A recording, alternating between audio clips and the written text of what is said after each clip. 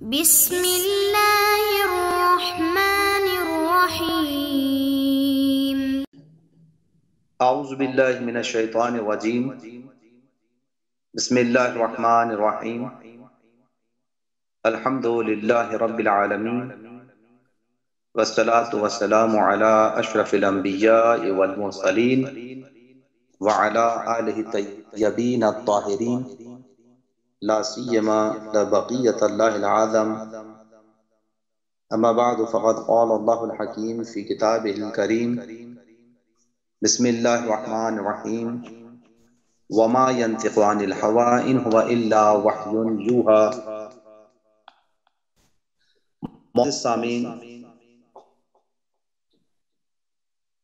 سامعین محترم، خواہران و برادران، نہج البلاغہ کا ہمارا یہ سلسلہ دروس جاری ہے،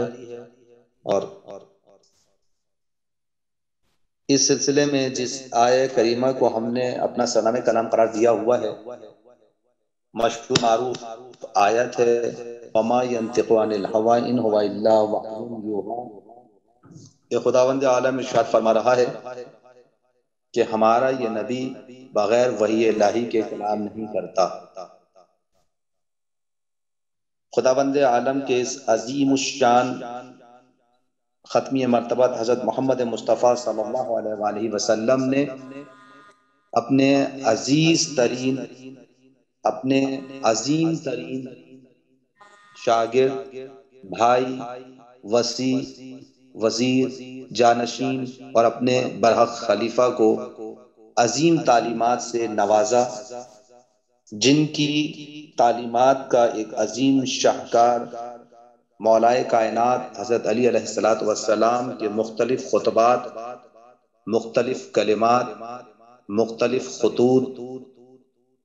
تاریخ کے اوراق پر ثبت ہیں۔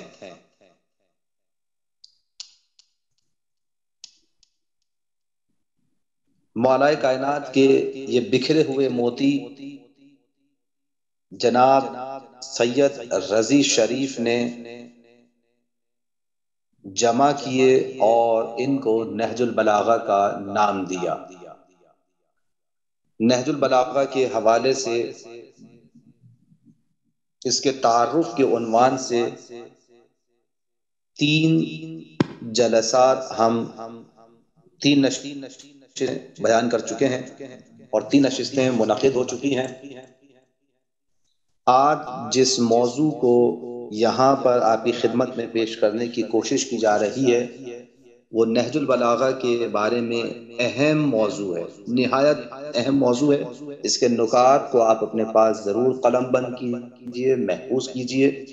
کیونکہ روایت ہے قید العلم بالقلم، علم کو قلم کے ذریعے سے محفوظ کر لو۔ اگر تم نے اس کو محفوظ نہیں کیا قلم کے ذریعے تو یہ علم تم سے فرار کر جائے گا اور تم اسے بھلا دو گے۔ لہٰذا آج جس موضوع کو آپ کی خدمت میں پیش کیا جا رہا ہے وہ اتنا اہم موضوع ہے کہ حضرت علی علیہ السلام کے اس کلام کو، مولا امیر المومنین کے کلمات کو سید رضی نے نہج البلاغہ کی صورت میں جمع کیا ہے۔ جو ٹاپک اس وقت آپ کی خدمت میں پیش کیا جا رہا ہے اس کو اپنے پاس محفوظ کیجئے، نہایت اہم موضوع ہے، اور جو اپنوں کی طرف سے بدگمانیاں پیدا ہوتی ہیں کہ اس میں کچھ کلمات ایسے ہیں، کچھ مطالب ایسے ہیں کہ جن کو وہ یہ محسوس کرتے ہیں کہ یہ کلام امیر المومنین حضرت علی علیہ السلام کا نہیں ہے، اور دیگر افراد جو پرائے لوگ ہیں ان کے ذہنوں کے اندر بہت سے شکوک و شبہات پیدا ہوتے ہیں بعض عبارتوں کی وجہ سے، اور کبھی کبھی مغرض دشمن جو ہے وہ ان چیزوں کو بیس بنا کر شبہات پیدا کرنے کی کوشش کرتا ہے تاکہ اہل ایمان اور مولائے کائنات پر ایمان رکھنے والے، ان کے چاہنے والے، چاہے وہ کسی بھی مکتب فکر سے تعلق رکھتے ہوں، ان کے دلوں کو مشوش کیا جائے اور ان کے ذہنوں کو خراب کر دیا جائے۔ لہٰذا اسی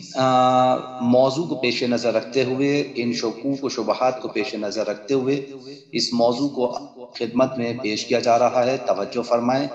نہج البلاغہ کے کلام امیر المومنین ہونے سے انکار کرنے والے علماء، دیکھیں صرف عوام نے مولا کائنات کے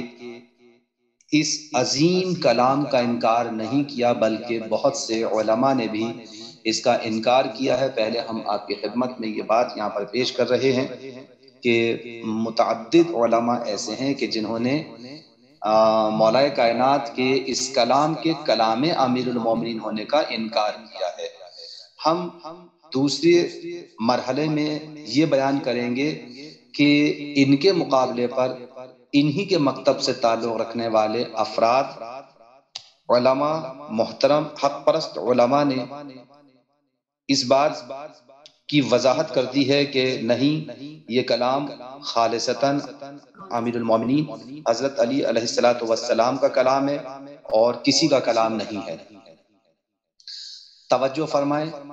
نہج البلاغہ کے کلام امیر المومنین ہونے سے انکار کرنے والے علماء، جب ہم تاریخ کے آئینے میں نہج البلاغہ کے بارے میں علماء اہل سنت کے تاثرات اور خیالات و نظریات کا جائزہ لیتے ہیں تو ہم دیکھتے ہیں کہ نہج البلاغہ کی تالیف کے بعد تمام اہل سنت محققین اور متفکرین اور علم شناس افراد اسے متفقہ طور پر کلام امیر المومنین ہی تسلیم کرتے رہے ہیں۔ یہ بات ذہنوں میں رہنی چاہیے۔ یہ اہم نکتہ ہے کہ جس وقت نہج البلاغہ کلام امیر المومنین کے عنوان سے مدون ہو کر، تالیف ہو کر معاشرے میں آئی، دنیا میں پھیلی، تو نہ صرف یہ کہ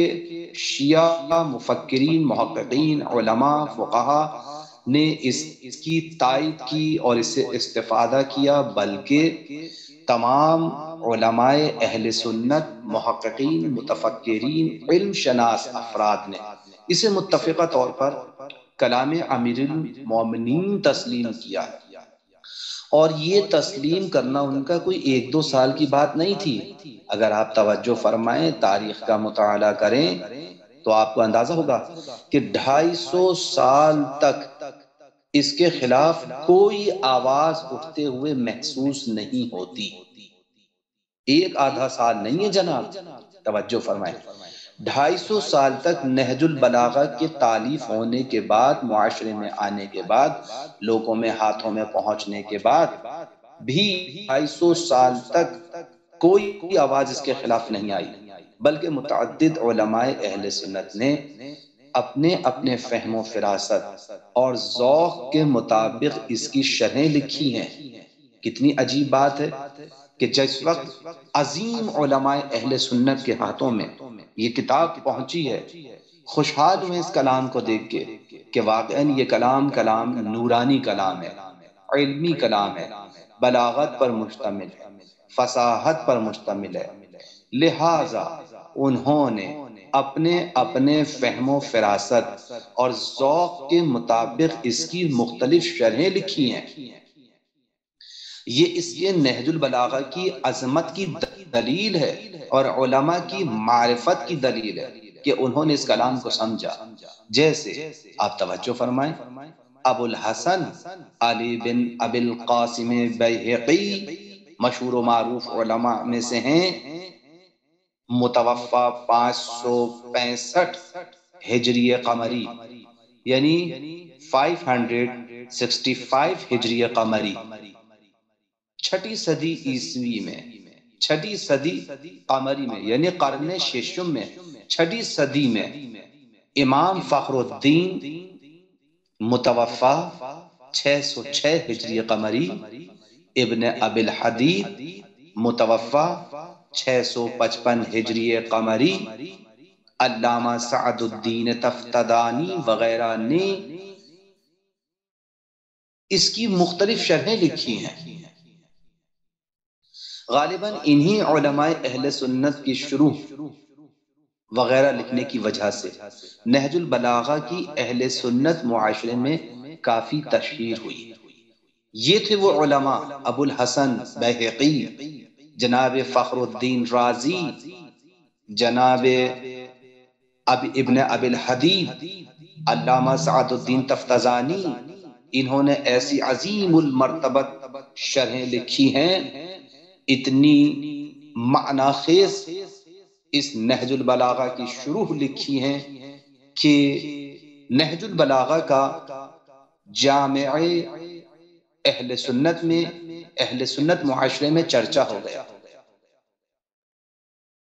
کافی تشہیر ہوئی۔ اور اس کے ان مضامین کے بارے میں کہ جو خلفاء کے بارے میں ہے، چیمی گویاں شروع ہو گئیں، اور اس کی وجہ سے بعض علماء اہل سنت کو اپنے اصول عقائد سنبھالنے کے لیے اور عوام کو تسلی دینے کے لیے حقائق سے آگاہ کرنے کے بجائے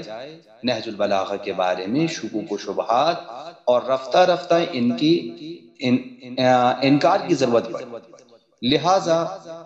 ذیل میں بعض ایسے ہی علماء کا تذکرہ کیا جا رہا ہے کہ جنہوں نے بجائے اس کے کہ ان مطالب میں غور و فکر کرتے، ان مطالب کو پرکھتے اور ان کے لیے ایک بہترین راستہ اختیار کرتے اور اس میں غور و فکر سے کام لیتے، تدبر سے کام لیتے، بجائے غور و فکر کرنے کے صحیح راستہ اختیار کرنے کے انہوں نے اس پر انکار کی ضرب لگا دی۔ توجہ فرمائیں، مثال کے طور پر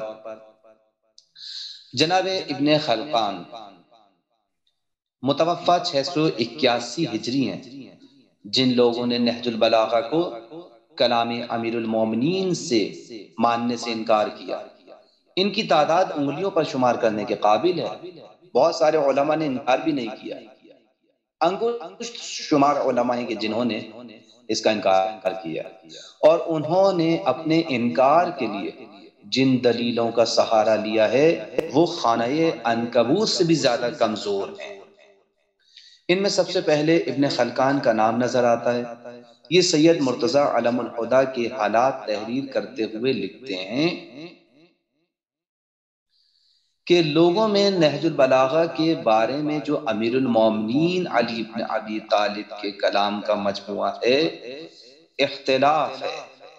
کہ وہ انہی یعنی سید مرتضیٰ کا جمع کردہ ہے یا ان کے بھائی سید رضی کا کلام ہے۔ بعض کہتے ہیں کہ یہ جناب امیر المومنین کا کلام ہی نہیں ہے، بلکہ جسے جامع سمجھا جاتا ہے، یعنی جس نے جمع کیا ہے، یعنی سید رضی، اسی کی یہ تصنیف اور تالیف ہے، انہی کی یہ تصنیف ہے، یہ ان کے اپنے ذہن کی اختراع ہے، واللہ علم۔ اب آپ دیکھیں یہ ابن خلقان نے یہ بات کہی ہے، ایک شبہ پیدا کرنے کی کوشش کی ہے۔ آپ ذرا اس پر توجہ فرمائیں، ابن خلقان کے اس قول پر توجہ فرمائیے۔ ابن خلقان کے قول پر تنقیدی نظر ڈالتے ہوئے یہاں پر ہم کہہ سکتے ہیں کہ جب ہم ابن خلقان کے قول پر نگاہ غیر سے جائزہ لیتے ہیں تو ہمیں اس میں چند قابل اعتراض گوشے نظر آتے ہیں۔ توجہ فرمائیں، یہ نکات آپ اپنے پاس یادداشت کر لیجئے، محفوظ کر لیجئے۔ نمبر 1، ان کا کہنا ہے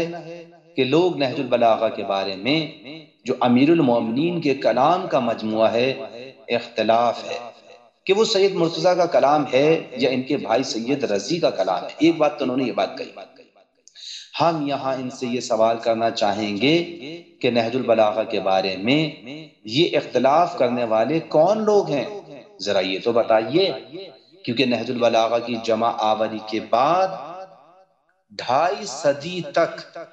250 سال تک اس کے خلاف کوئی آواز اس کے مرکز تالیف یعنی بغداد یا عراق کے کسی اور شہر سے بلند نہیں ہوتی۔ پھر آپ کن لوگوں کے اختلاف کا حوالہ دے رہے ہیں حضور؟ توجہ تو فرمائے۔ ظاہر ہے ابن خلقان مغربی جسے اختلاف الناس کا نام دے رہے ہیں، اختلاف کا نام دے رہے ہیں کہ لوگوں میں اختلاف ہے، یہ کسی اسلامی مرکز کے محققین و مفکرین نہیں ہیں، بلکہ مغربی مملکت جہاں بنو امیہ کی سلطنت تھی وہاں کے عوام ہیں، جنہیں یہ تک نہیں معلوم کہ یہ کتاب سید رضی کی ہے یا سید مرتضیٰ کی ہے، ورنہ وہ اختلاف الناس، اختلاف اس عبارت کے بجائے اختلاف العلماء یا اختلاف المحققون کا لفظ استعمال کرتے، لیکن جب آپ ان کی عبارت کو ملاحظہ فرمائیں گے تو آپ دیکھیں گے کہ انہوں نے اختلاف الناس کا لفظ استعمال کیا، یعنی عوام میں اختلاف پایا جاتا ہے۔ جناب آپ کو اگر اس بات سے واقف ہوتے تو آپ کو یہ کہنا چاہیے تھا کہ اختلاف العلماء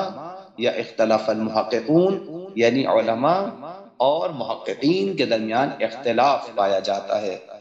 یہ بات کہتے ہیں، جبکہ ان کے ضمیر کی آواز تو خود ان کی عبارت سے محسوس کی جا سکتی ہے کہ انہوں نے کہا ہے لوگ نہج البلاغہ جو امیر المومنین کے کلام کا مجموعہ ہے، توجہ کیجئے گا اس جملے پر کہ جو امیر کیا کہا ہے، انہوں نے یہی کہا ہے کہ لوگ نہج البلاغہ کہ جو امیر المومنین کے کلام کا مجموعہ ہے اس سے اختلاف کرتے ہیں، یعنی جمع کرنے والا کوئی بھی ہو لیکن کلام امیر المومنین ہی کا ہے۔ توجہ ہے نا آپ کی بات واضح ہو رہی ہے انشاءاللہ، لیکن وہ اس حقیقت سے پردہ پوشی کرتے ہوئے اپنے عوام کی تسلی کے لیے اختلاف الناس کا حوالہ دے دیتے ہیں۔ تو آپ یہ دیکھیے کہ خود ان کی عبارت کے اندر یہ اشارہ موجود ہے کہ کلام امیر المومنین ہی کا ہے، لیکن انہوں نے اپنی عوام کو خوش کرنے کے لیے اختلاف الناس کا لفظ استعمال کیا ہے۔ یہ پہلی بات۔ دوسری بات ملاحظہ کیجئے، دوسری بات یہ ہے کہ یہ کلام سید رضی کا ہے یا سید مرتضیٰ کا۔ ابن خلقان کا یہ بیان کرنا تحقیق کے بلند معیار سے بالکل گرا ہوا ہے اور صاحبان تحقیق کے لیے بالکل ناقابل قبول ہے، کیونکہ علاوہ بر اس کے کہ اہل علم کی ایک بڑی جماعت اس امر پر متفق الرائے ہے کہ یہ کلام سید رضی کی تالیف ہے، خود سید رضی نے اپنے مقدمے میں اس کی وضاحت بھی کر دی ہے کہ وہ خود ہی اس کے مؤلف اور جمع کرنے والے ہیں۔ ممکن ہے کہ ابن خلقان کو یہ اشتباہ اس لیے ہوا ہو کہ انہوں نے ان کے نام میں اشتباہ کیا ہو، کیونکہ سید رضی اپنے دادا ابراہیم کے لقب مرتضیٰ سے معروف تھے، اسی لیے وہ لقب مرتضیٰ کی وجہ سے سید رضی کے بجائے ان کے بھائی سید مرتضیٰ کی تالیف سمجھ بیٹھے۔ ایک امکان یہ پایا جاتا ہے، توجہ فرمائیے گا۔ تیسری بات یہ ہے کہ وَقَدْ قِيلَ، ابن خلقان کی عبارت میں یہ لفظ موجود ہے وَقَدْ قِيلَ، یعنی کہا گیا ہے، یہ جناب امیر المومنین کا کلام ہی نہیں ہے۔ قیلہ یاد رکھیں کہ جب قیلہ کے ذریعے لفظ استعمال کیا جاتا ہے تو یہ قول خود اس کے ضعف پہ دلالت کرتا ہے۔ وقد قیلہ یعنی کہا گیا ہے کہ یہ جناب امیر المومنین کا کلام ہی نہیں ہے۔ یاد رہے کہ قیلہ اس قول کے بیان میں کہا جاتا ہے جو صاحب قلم کی نظر میں ضعیف و کمزور قول سمجھا جاتا ہے۔ جو قول مؤلف کی نظر میں، صاحب قلم کی نظر میں، مصنف کی نظر میں اگر کوئی قول کمزور اور ضعیف ہوتا ہے تو وہ اسے قیلہ کے لفظ کے ذریعے بیان کرتا ہے، اور ابن خلقان نے یہاں پہ لفظ قیلہ ہی استعمال کیا ہے۔ پس در حقیقت ابن خلقان خود اس لفظ کو بیان کر کے اس کے ضعیف اور کمزور ہونے کا اظہار کر رہے ہیں۔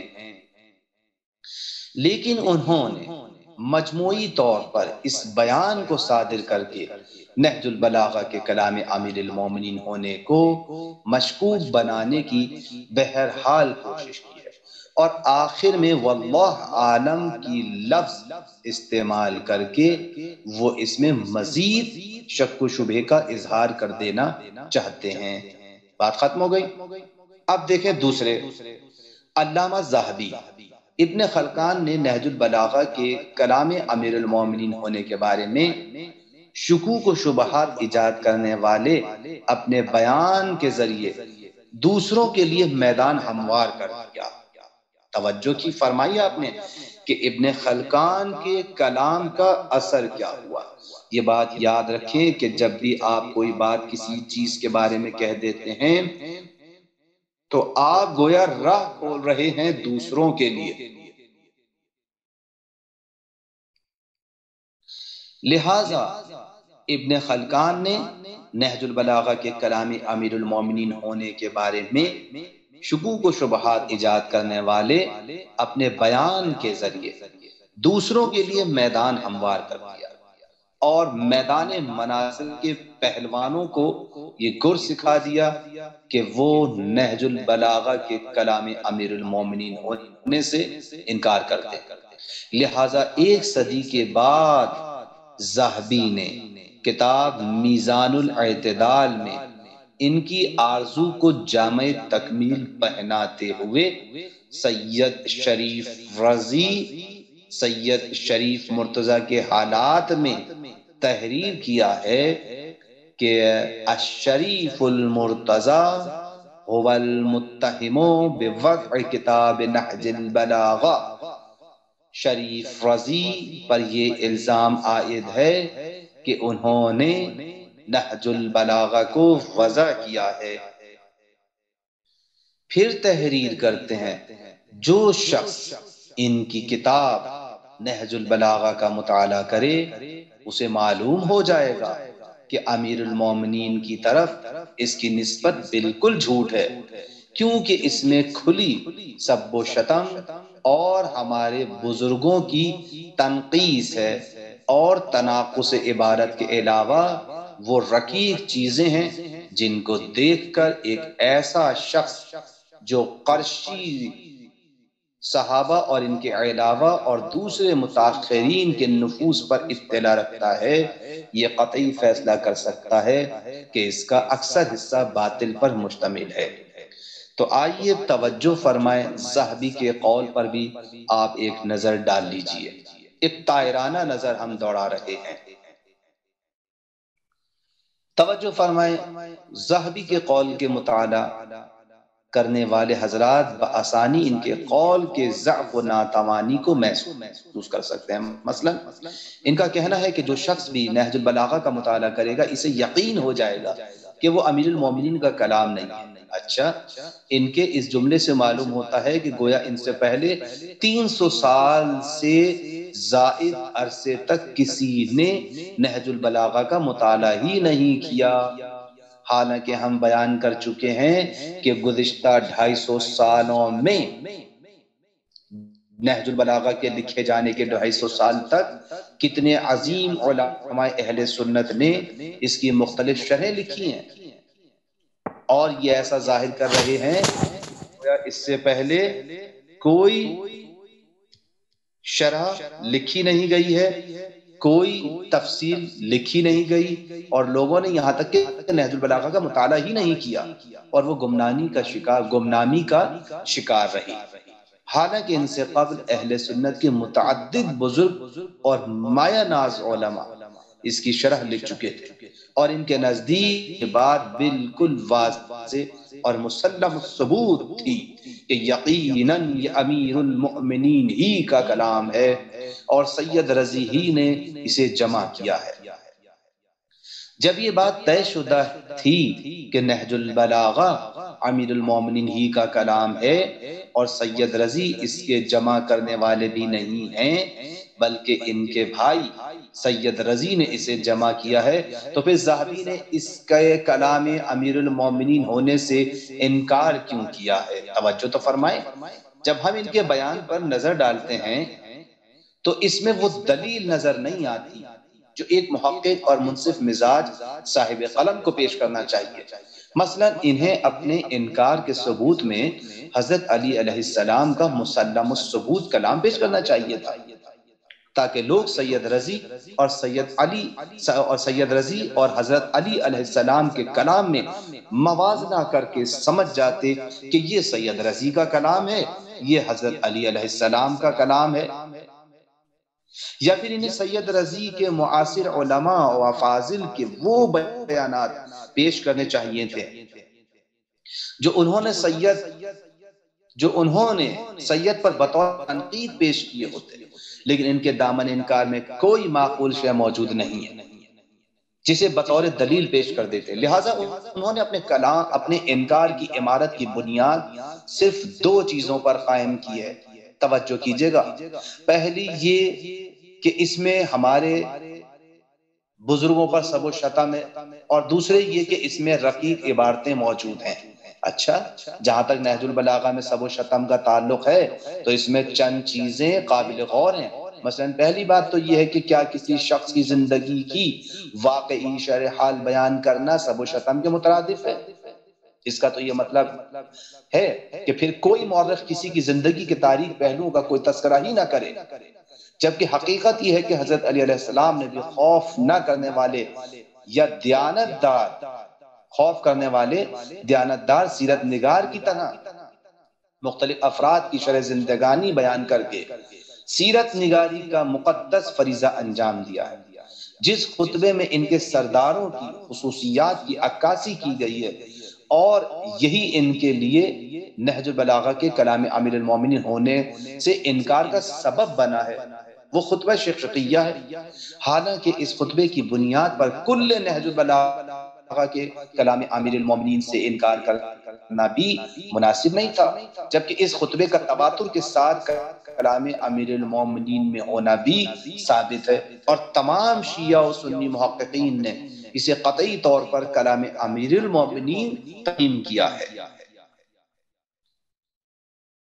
آپ دیکھیں خطبہ شقیہ کی اسناد، جس کے بارے میں لوگوں نے شکوک و شبہات پیدا کرنے کی کوشش کی ہے کہ یہ کلام امیر المومنین نہیں ہے،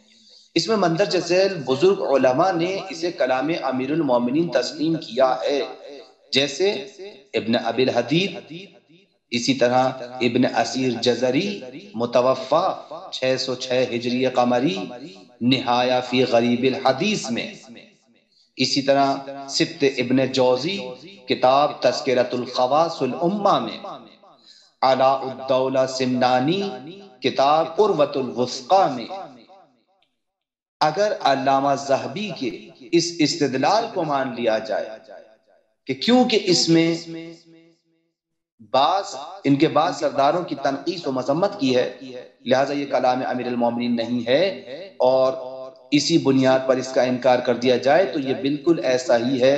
کہ قرآن نازل ہونے کے چند صدی بعد کوئی مشرکین کا طبقہ قرآن کے کلام الہی ہونے سے صرف اس لیے انکار کر دے کہ اس میں ان کے الہ کی تنقیص و مذمت کی گئی ہے۔ اسی طرح قرآن کریم کی بعض آیات میں بعض اصحاب کی تنقیص کی گئی ہے، تو کیا اس بنا پر اس کے کلام الہی ہونے سے انکار کر دینا مناسب ہے؟ صاحبان غور و فکر توجہ تو فرمائیں۔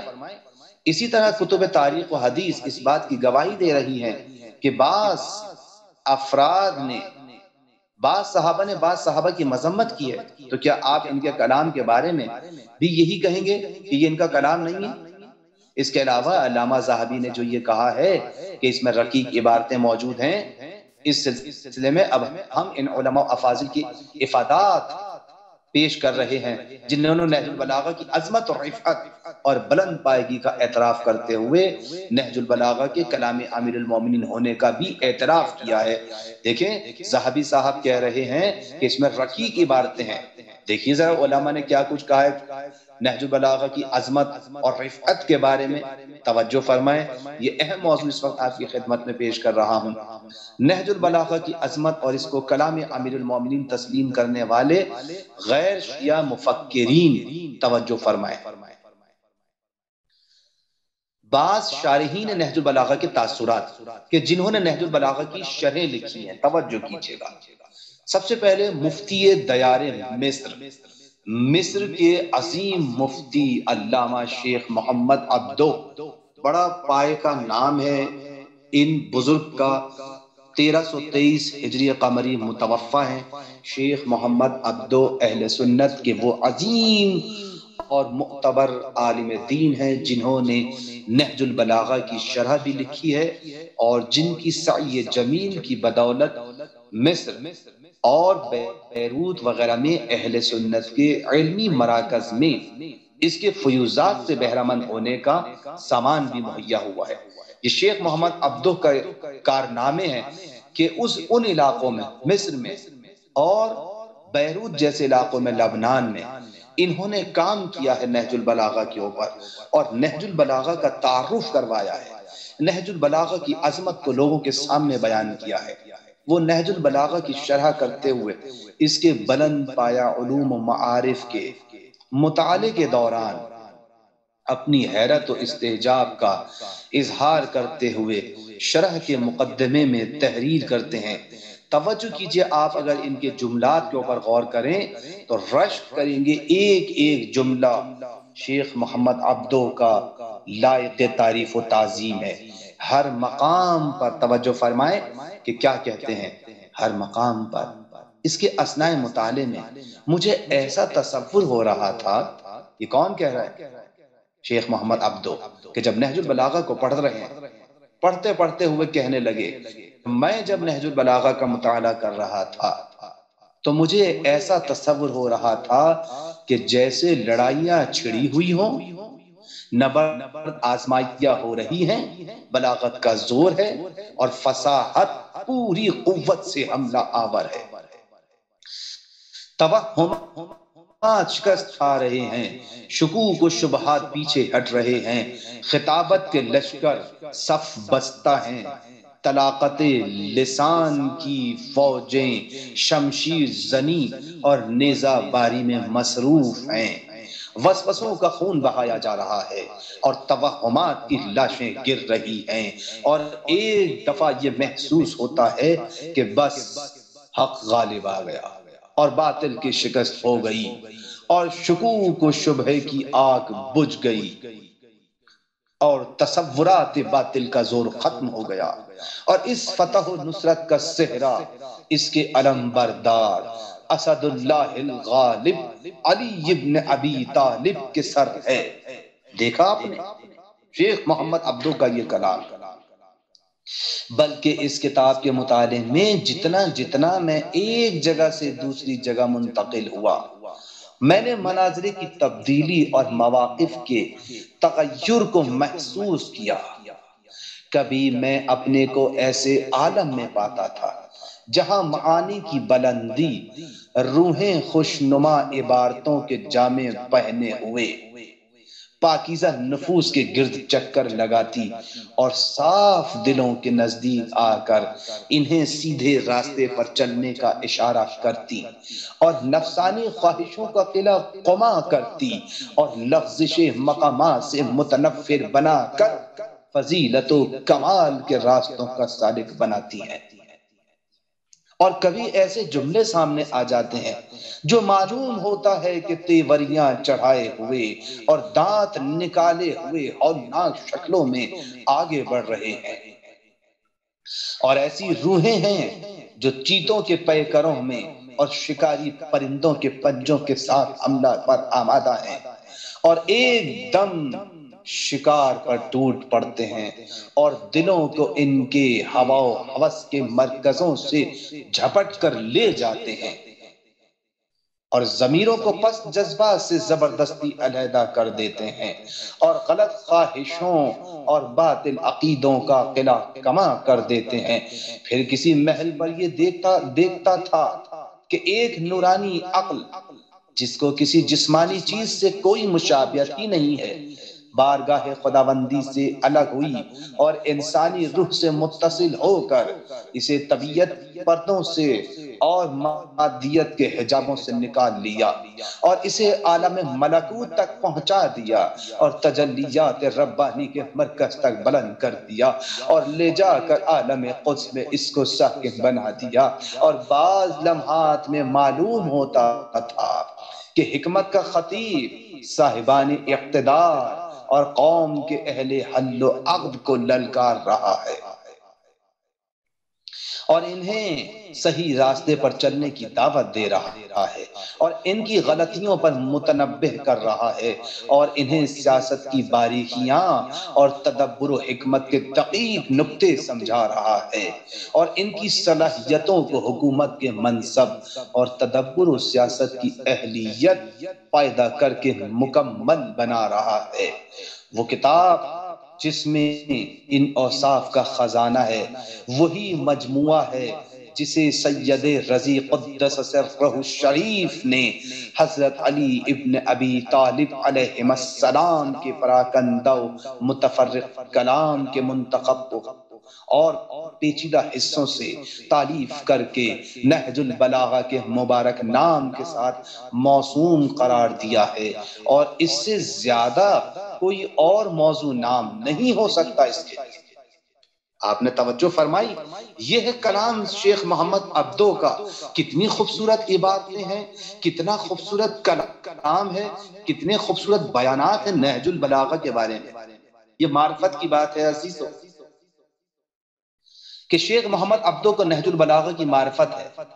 مولا کائنات کے کلام کی معرفت ہے، مولا کائنات کی عظمت کی معرفت ہے، اسی لیے تو اتنا خوبصورت بیان دے رہے ہیں اور اپنے آپ کو مولا کائنات سے قریب کرنے کی کوشش کر رہے ہیں۔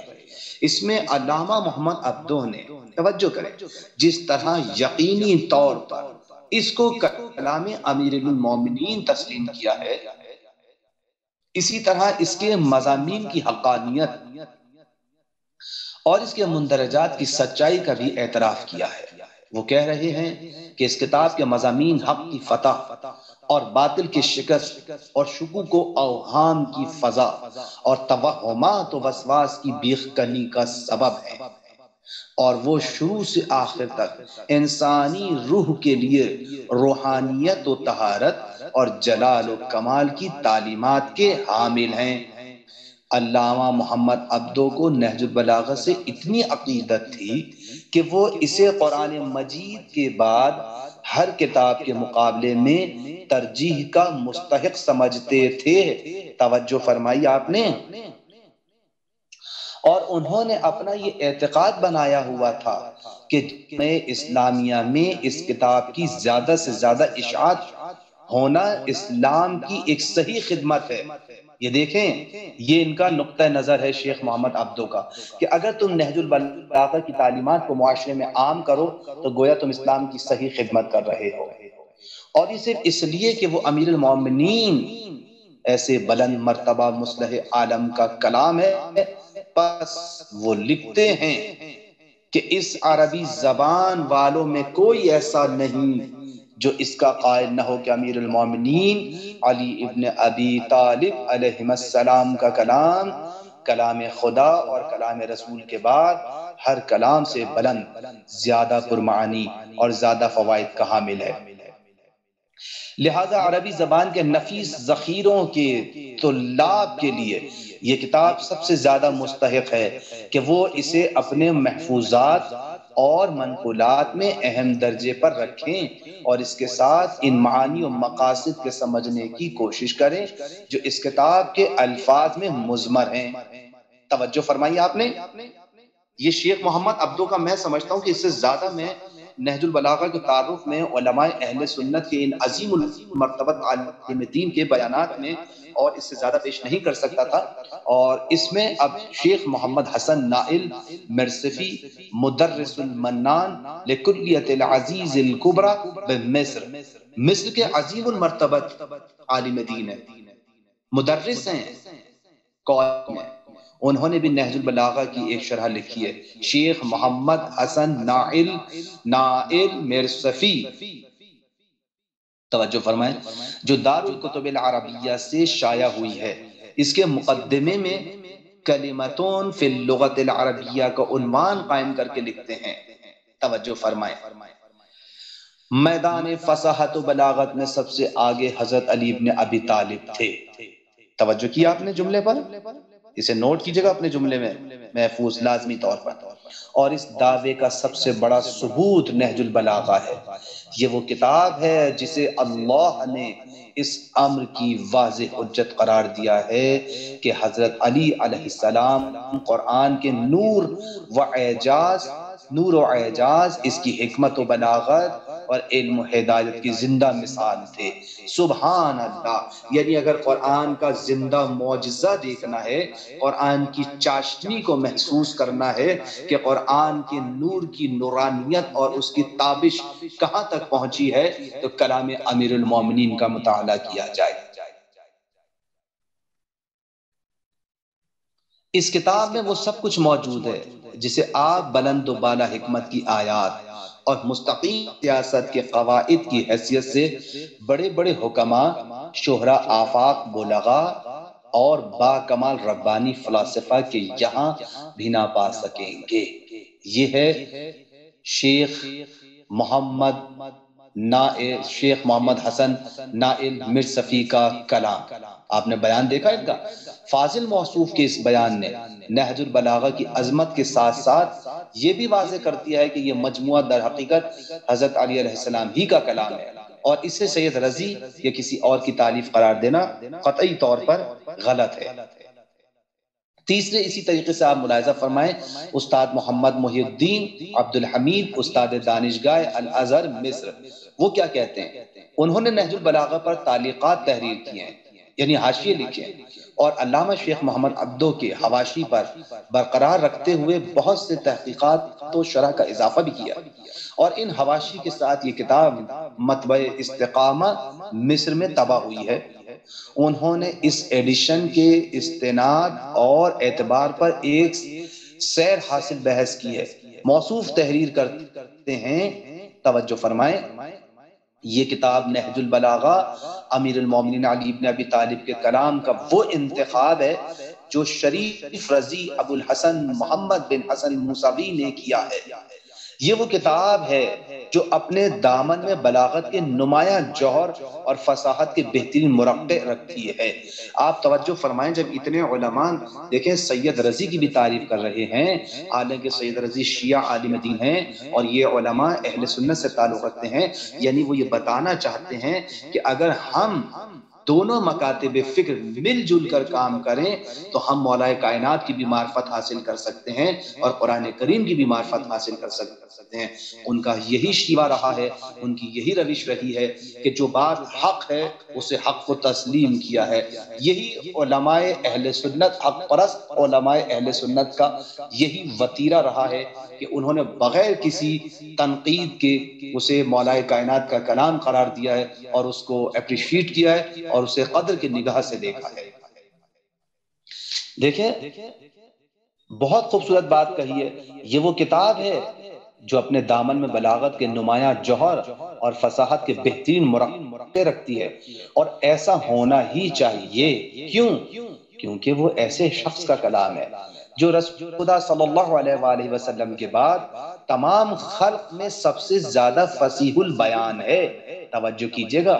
تمام خلق میں رسول اللہ کے بعد سب سے زیادہ قدرت کلام کا مالک اور قدرت استدلال میں زیادہ اور عربی زبان کے الفاظ پر سب سے زیادہ تسلط رکھتا ہے۔ تو اب بتائیے رقیق عبارتیں کہاں سے آ جائیں گی جو انہوں نے کہی ہیں؟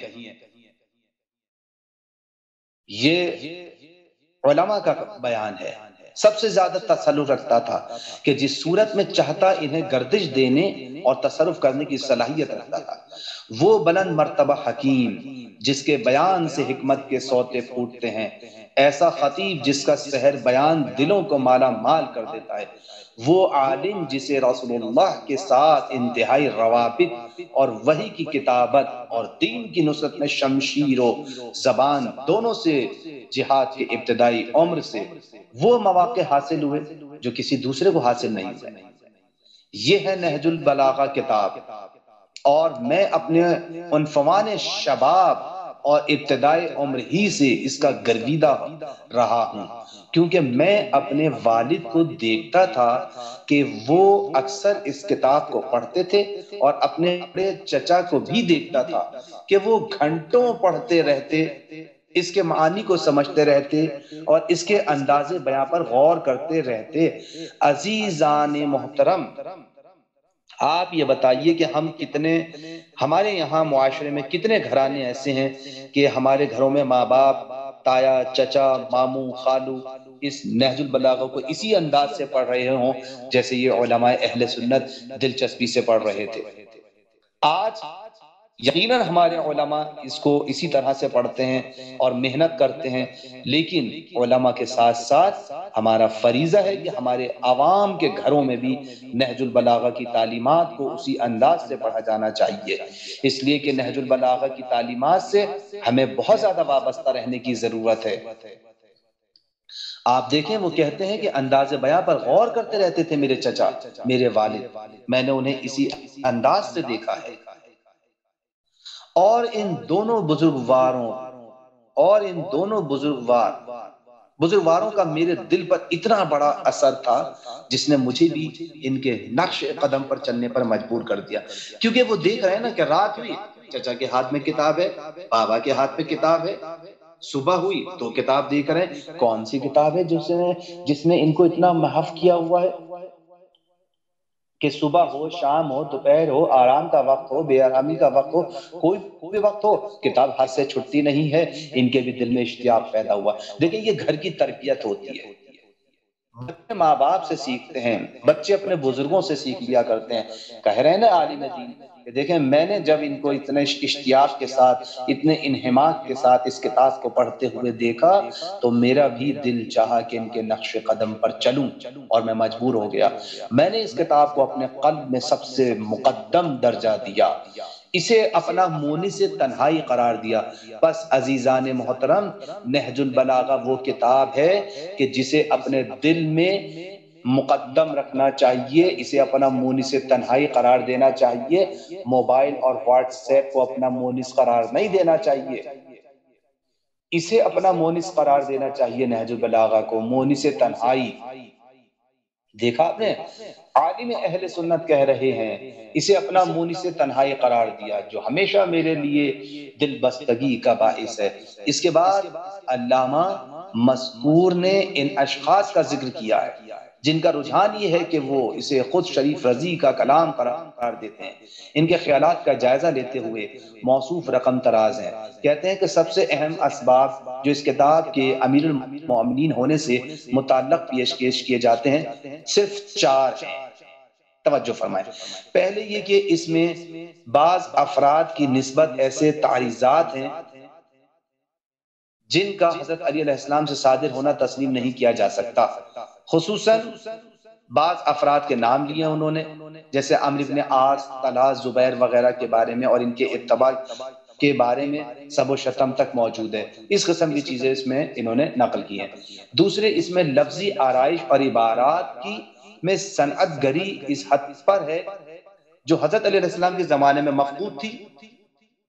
تیسرے، اس میں تشبیہات و استعارات اور واقعات و مناظر کی صورت کشی اتنی مکمل ہے جس کا پتہ صدر اسلام میں کہیں نہیں ملتا۔ اس کے ساتھ حکمت و فلسفے کی اصطلاحیں اور مسائل کے بیان میں عادات کا پیش کرنا، یہ باتیں اس زمانے میں رائج نہیں تھی۔ اس قسم کے مسائل یعنی لوگوں نے بنا کے اور اس نہج البلاغہ کو کلام امیر المومنین کے ہونے میں انکار اور شکوک و شبہات پیدا کرنے کی کوشش کی ہے۔ چوتھی چیز، اس کتاب کی اکثر عبارتوں سے علم غیب کے ادعا کا پتہ چلتا ہے جو حضرت علی علیہ السلام ایسے پاک باز انسان سے بعید ہے۔ موصوف نے ان خیالات کو رد کر دیا، کہا کہ یہ سب چیزیں غلط ہیں جو لوگ بیان کرنے والے بیان کرنے کی کوشش کر رہے ہیں، اور انہوں نے لکھا کہ خدا گواہ ہے کہ ہمیں ان اسباب سے کسی ایک میں اور ان میں مجموعی طور پر بھی کوئی واقعی دلیل موجود نہیں ہے، بلکہ دلیل نما شکل بھی اس دعوے کے ثبوت میں نظر نہیں آتی۔ جو ان لوگوں کا مدعا ہے، بلکہ انہیں تو ایسے شکوک و شبہات کا درجہ بھی نہیں دیا جا سکتا جو کسی حقیقت کے ماننے میں تھوڑا سا دغدغہ بھی پیدا کر سکیں۔ دیکھا آپ نے کتنے خوبصورتی کے ساتھ ان مسائل کو انہوں نے رد کر دیا، ان شکوک و شبہات کا تانے بانے کو ادھیڑ کر پھینک دیا۔ اور جن کے رفع کرنے کی ضرورت ہو، وہ یہ کہتے ہیں کہ یہ تو شکوک و شبہات ایسے ہیں جن کو رفع کرنے کی بھی ضرورت نہیں ہے، ان کی کوئی حیثیت اور حقیقت نہیں ہے، ان کی کوئی علمیت نہیں ہے۔ پھر انہوں نے ایک ایک کر کے ہر بات کو رد بھی کیا ہے۔ پہلی بات کے متعلق جو کچھ انہوں نے کہا ہے کہ اس کا خلاصہ یہ ہے کہ رسول کے بعد مسئلہ خلافت میں طرز عمل ہی ایسا اختیار کیا گیا جس سے فطرتاً حضرت علیہ السلام کو شکایت ہونا ہی چاہیے تھی، اور آپ کی خلافت کے دور میں اہل شام نے آپ کے خلاف جو بغاوت کی، اس سے آپ کو تکلیف ہونا ہی چاہیے تھی۔ ہر دور کے متعلق آپ جس طرح کے الفاظ ہیں وہ بالکل تاریخی حالات کے مطابق ہیں، اس لیے اس میں شکوک و شبہات کا کیا ہے۔ اور دوسری اور تیسری دلیل کا جواب یہ دیا ہے کہ حضرت علی علیہ السلام کا سا مرتبہ فصاحت اور حکمت دونوں میں کسی اور شخص کو حاصل ہی نہیں تھا، تو پھر آپ کے کلام کی خصوصیتیں اس دور میں کسی اور کے یہاں مل ہی کیوں کر سکتی ہیں؟ حضور حضرت علی علیہ السلام کے کلام کی رسائی تک کوئی پہنچ ان کے کلام کی بلندی تک کسی کی رسائی ہے ہی نہیں۔ ہم تو پہلے کہہ چکے ہیں کہ حضرت علی علیہ السلام جیسا کوئی بلیغ نہیں تھا، حضرت علی علیہ السلام جیسا کوئی فصیح نہیں تھا، حضرت علی علیہ السلام جیسا کوئی صاحب علم نہیں تھا۔ تو جب ہم اس بات کا پہلے اعلان کر چکے ہیں اور کہہ چکے ہیں کہ کوئی ان کے مرتبے کو نہیں پہنچ سکتا، تو کسی اور کے یہاں یہ سب خصوصیات کیسے میسر ہو سکتی ہیں؟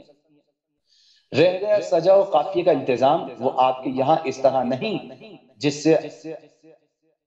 جس سے آورد ظاہر ہو یا معانی پر اس کا اثر پڑے، اور اس حد تک قافیہ وغیرہ کا انتظام اس دور میں عموماً رائج تھا۔